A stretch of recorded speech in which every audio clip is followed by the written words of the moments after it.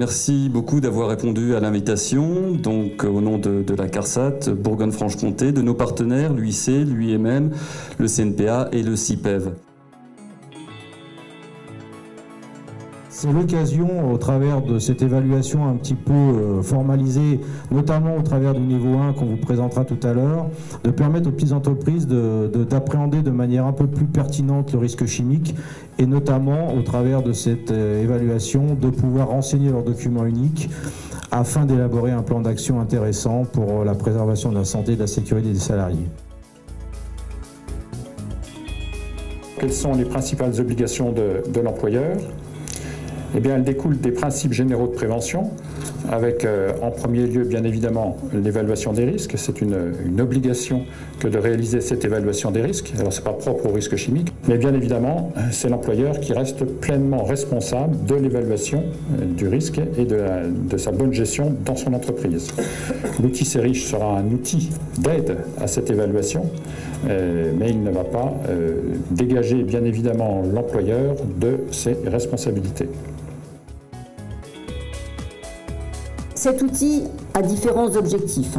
Déjà, c'était de développer un outil qui soit institutionnel. Institutionnel au niveau donc, de l'INRS, de l'ACNAM, du ministère du Travail, des organisations professionnelles. L'objectif était donc d'évaluer le risque chimique, d'informer sur le risque chimique et les moyens de prévention, de tracer les risques et les expositions professionnelles dans l'entreprise. Donc l'objectif aussi, c'est que ce soit un outil qui soit gratuit et facilement accessible.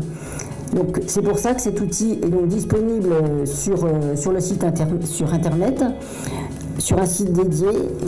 Et on a voulu aussi comme objectif que ce soit un outil qui soit utilisable par le plus grand nombre d'utilisateurs.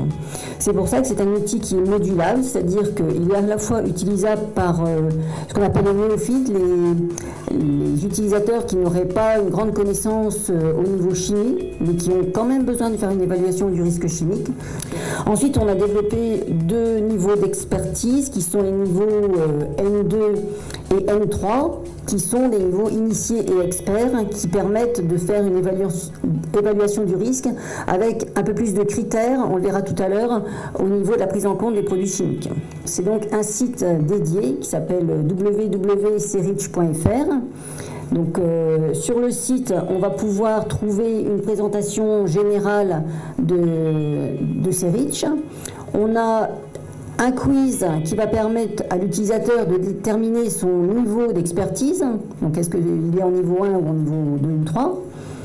On a des tutoriels qui sont là pour aider l'utilisateur à prendre en charge l'outil de manière autonome. Qu'est-ce que vous diriez à des personnes qui hésiteraient encore ?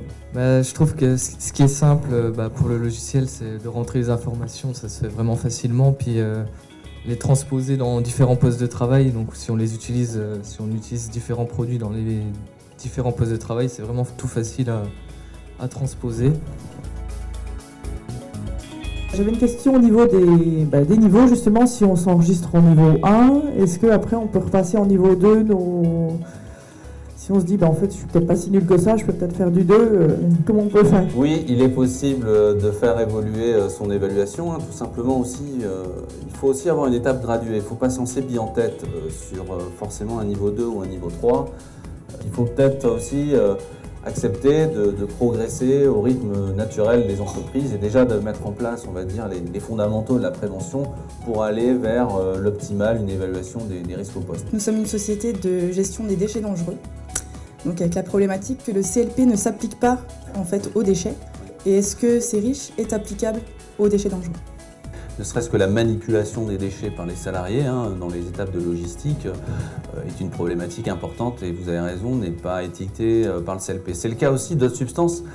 Si on pense aux cosmétiques, si on pense à des produits de santé, à l'agroalimentaire, une farine, ça n'est pas étiqueté et pourtant ça a des propriétés explosives quand c'est présent sous forme de poussière bien connues. Donc ça c'est la partie en fait des agents émis par les procédés ou produits non étiquetés. Et les déchets ont été entrés dans ces REACH et vous pourrez ensuite, en partant de ça, faire l'évaluation, décrire les mesures de prévention qui sont mises en place, voir si on a un abattement du risque et une situation en sécurité.